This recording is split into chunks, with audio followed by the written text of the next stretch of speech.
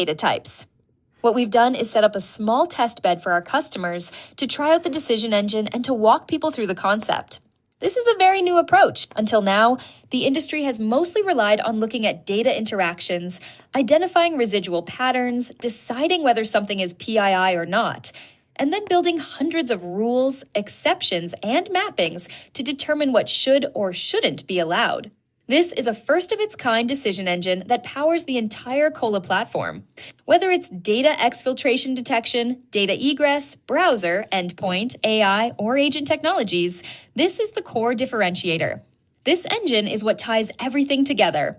What I'm going to do now is walk you through a small environment so you can see what this looks like in practice, and so customers can actually play with it. Here, I'll start by connecting a few systems. For example, I connect Workday, which pulls user information. Then I connect email, so the system understands communication patterns, who is sending what to whom, and with what kind of data. It figures out external access, document sharing, conversations, and usage behavior. Then I connect GitHub, so it can see code repositories, which ones are critical, who has access, who the contributors are, and what the ownership risks look like. And finally, I connect systems like Jira and Confluence.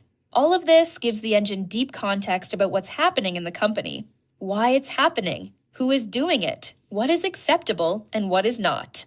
From this, it builds what we call a why graph. It's not a traditional knowledge graph. It's a contextual graph that understands intent and behavior. Now, to let customers experiment with this, we created several scenarios. For example, a developer uploads some data to the cloud. The engine allows it because the user context is valid, the file is internal code, nothing is sensitive, it's an approved AI tool, and there's an enterprise agreement in place. So it's allowed.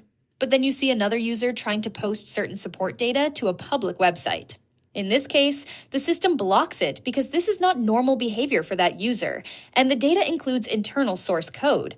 So it asks, why is this user attempting to share this externally? Now let's look at an AI agent scenario. An AI agent accesses a code repository using GitHub MCP and attempts to create a pull request. This is allowed. And here's why. It's a non-destructive action and still requires human review. There is no irreversible damage possible at this stage. But then the same agent tries to clone an unauthorized repository. Now, the engine flags it. The invoking user doesn't even have access to this repo. So how does the agent? At this point, the system identifies this as potentially rogue behavior and blocks it, while showing you exactly what signals and knowledge it used to reach that decision. You can also see scenarios involving auditors. Normally, you'd handle this with long whitelists. Here, instead, the system recognizes that there is an active audit engagement, an NDA on file, and relevant communications in email and calendar. So it allows the data to be shared, but partially redacts sensitive fields like SSNs. The auditor gets what they need, but not more than necessary. Similarly, when internal HR or benefits data is shared, the system automatically removes SSN columns while retaining other required information. And the key point is, this is non-intrusive. It doesn't disrupt business, but it protects your data. This is the overall idea. There are many more scenarios here: agentic AI, non-agentic AI, and even non-AI workflows across different channels and data types.